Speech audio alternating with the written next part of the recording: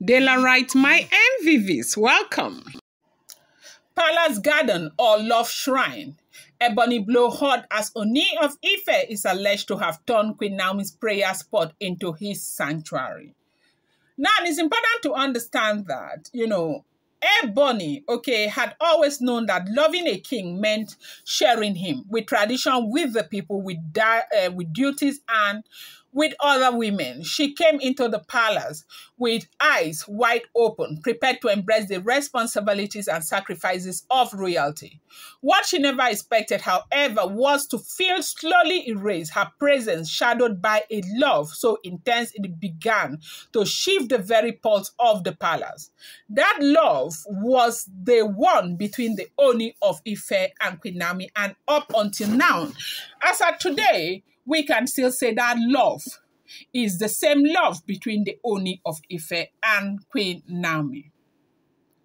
Now, the Palace Garden was known for hosting royal,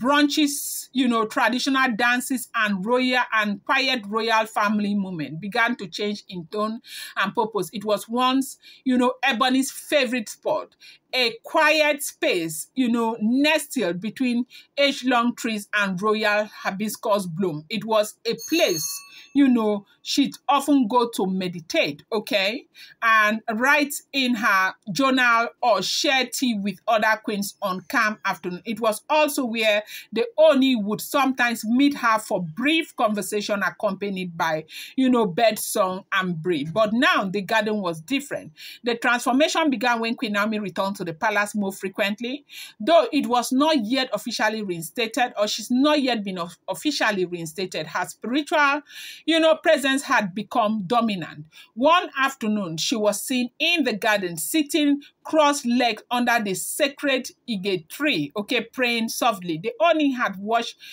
from a distance, not interrupting, just observing her like a man, mesmerized, That moment marked a new chapter in the life of that garden, soon after the space was cleared of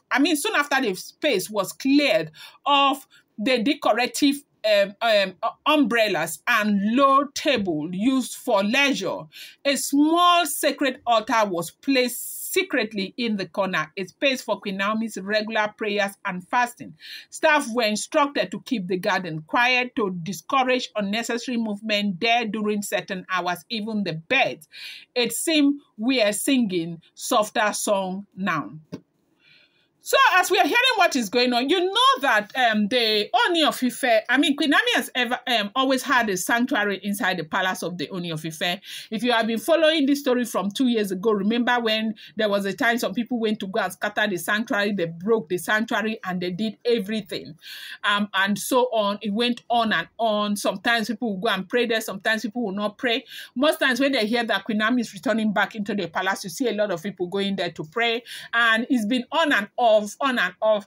So recently they said when Queen Naomi entered the palace of the Ooni of Ife one of these days, a night that she was supposed to spend with the Ooni of Ife, they said Olori Naomi came out of the chamber of the Ooni of Ife when Tadenikawo was sleeping upstairs with Simi.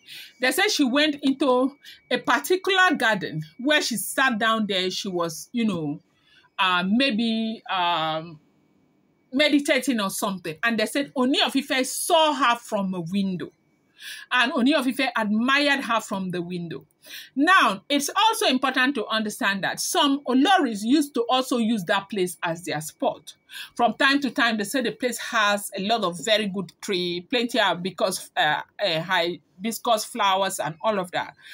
So from time to time, they go there to sit, It's very cool, calm. In the afternoon, you enjoy the place.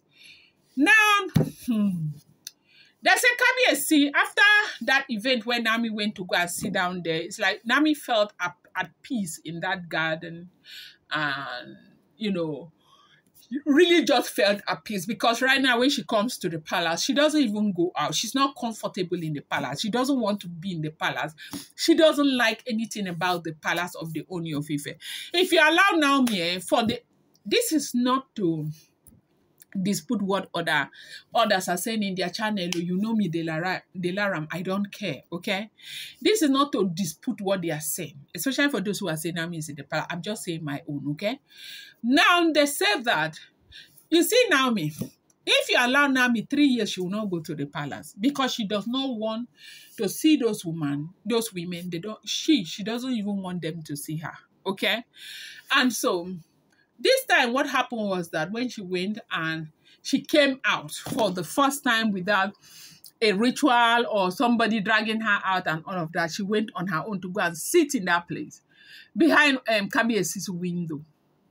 They say Kabiesi really loved it. And now Kabiesi has instructed them to go and clean up the place, to, make it favorable for Queen Naomi, so that, because Ooni of Ife feels like for her to have come out on her own to go and sit in that place quietly, that may just be one of the places that she still likes and admires in the palace. So Kabiyesi right now is trying to do something, okay, about keeping that place really clean and kind of just really making it comfortable for Olori Naomi. Now they say since Naomi went to that place and sat down that day for so long, Oni was admiring her from the window. They said things have changed. They said one day the Ooni of Ife was seen walking into the garden alone, barefoot, just before dawn. He sat in silence when Naomi had, sat down to pray. And though he had nothing to the servant standing afar, they understood something important had shifted. It wasn't just a garden anymore. It had become a sanctuary, a sacred space of reflection built around the spiritual energy Queen Naomi had left behind. They say Ebony, okay, noticed at first she had nothing, choosing instead to observe. But as days turned into weeks and they only returned more frequently to the garden, not to meet with any other queen or to host any royal duty, but to sit quietly, sometimes with, Naomi, sometimes alone, it became, impossible to ignore. The final blow came as a quiet Thursday morning, okay? On a quiet Thursday morning, the Ebony had arranged a private breakfast with the Oni, okay?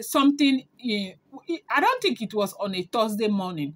Was it on Thursday she celebrated her birthday? Yes, they said it was on that Thursday morning, if it was Thursday or Friday, that she had arranged a private breakfast with the Ooni of Ife, something intimate, away from the noise and stares. She had asked to meet him in the garden as they used to sometimes. Before now they used to, even other Oloris, I told you, they used to sit there. The kitchen prepared his favorite yam and egusi blend, and she, personally brewed his morning tea with fresh, lemon grass. But when she arrived, she was politely informed by a palace attendant that His Majesty is observing silence in the sanctuary. Which sanctuary, she asked? The garden. Olori, the attendant, replied quietly, yes. The attendant said the garden. He asked not to be disturbed. That was what they said the attendant said to Ebony. Ebony stood still, her tray of food in hand, her eyes burning. Her garden, her sacred retreat, had been renamed without her knowledge, and it was no longer hers. It belonged now to the love between Oni and Queen Naomi. She returned to her chamber and closed the door behind her. For hours, she said nothing to anyone, but later that afternoon, unable to contain a mix of pain and anger, swelling inside her, she confided in one of, her older queens. This was our space, mine and his. I have sat with him there under moonlight, prayed beside him, laughed beside him, and now it is Naomi's shrine. She said bitterly, even the trees know her name more than mine. The other queen tried to console her. The king follows where his spirit is fed. Naomi's presence, her prayer, they have filled that space with something sacred. Ebony looked at her, fighting back tears. And what of the rest of us? Do we now walk around like shadows? Has our love, our presence become ordinary? But the truth was difficult to deny. The Oni had always been a deeply spiritual man.